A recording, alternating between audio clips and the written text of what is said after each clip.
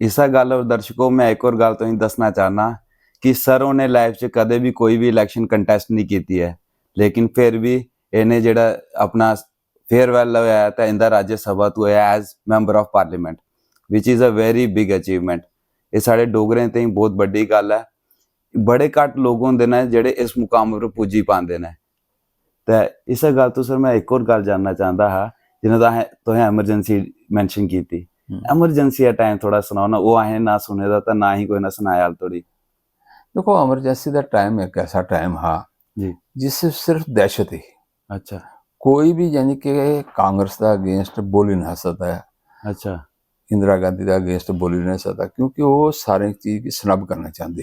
ठीक जियां Allahabad high court का फैसला हा, जी ओहदी सदस्यता रद्द हुई ही मैंबर पार्लीमेंट के नाते, ठीक और रद्द होने रात उसी प्राइम मिनिस्टरशिप छोड़नी ही, ठीक तो उन्हें राती 12:75 24 जून की लगाई उड़ी ही।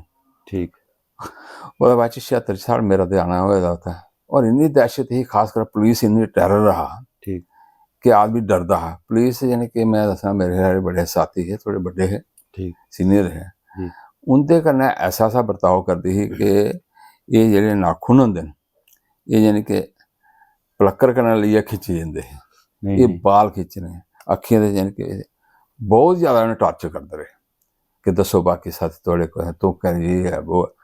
और बड़े सारे लोग, अज मैं अटल जी के बारे तुसें दस्सङ, जी अटल जी की एमरजेंसी दौरान जिनकी प्रॉब्लम हुई ही किडनी की, ठीक और वो कारण हुआ हा कि उन्हें भी जिस प्रकार अंदर कुछ ना कुछ उन्हें टार्चर दिता या मेडिसिन दी नहीं होना, उस खातर उनका जीवन उस प्रकार चले होना, लेकिन उसके बावजूद वो डिगे नहीं हैं। ऐसे बड़े लोग न साढ़े जम्मू च भी है, पंडित प्रणब डोगरा जी दे नहीं हैं, लेकिन बाकी जियां ठाकुर बलदेव सिंह होर है, अच्छा बड़ा बड़ा रोल रहा उनका, ठीक खासकर उनके कन्नै यानी कि लाला शिवचरण जी है, ऋषि कुमार कौशल जी है, रामनाथ जी है, बड़े ऐसे ऐसे दिग्गज महापुरुष है जिन्हें अपने जीवन च कुछ नहीं, केवल मात्र समाज आस्तै लड़े।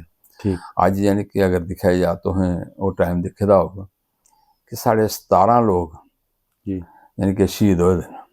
जी अज भी यानी कि सारे कहते जोड़ियां यानी कि शहीदी दिन मनाने अस, बिल्कुल रामबन च मनाने, फिर इत्थै यानी कि थोड़ा जम्मू च अस कुछ जगह पर मनाने, पलांवाला दे मेला राम होर है, उनका स्थान बनाने, बाकी बाकी स्थान 17 लोग बाकी आह्ली जगह सारे शहीद। इस प्रकार लोकें अपनी कुर्बानियां दित्ती दियां, और मैं सच्ची आखङ कि कुर्बानियां दित्ती दी, अज ये दिन दिक्खने मिला दे। बिल्कुल अगर वो भी डरपोक बनते तो शायद ये नहीं बनती।